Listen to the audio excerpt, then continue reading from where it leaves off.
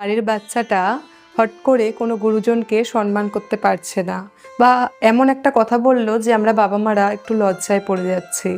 ও কিন্তু জেনে বুঝে সেটা করছে না, বা ওকে আমাদের শেখাতে হবে যে গুরুজনদের কিভাবে সম্মানটা করতে হয়। ওদের মনটা কিন্তু এখনও সেই ফুলের মতো, ওরা কিন্তু অনেক কিছুই বোঝে না যে মানুষকে কিভাবে কখন কোন জায়গায় কোন কথাটা আমাদের বলতে হবে, কি করতে হবে। ওদের মনে যেটা আসে, কারণ ওরা তো আর আমাদের এজের না, আমরা যেটা ভাবনা চিন্তা করে কথা বলি ওরা কিন্তু বলে না।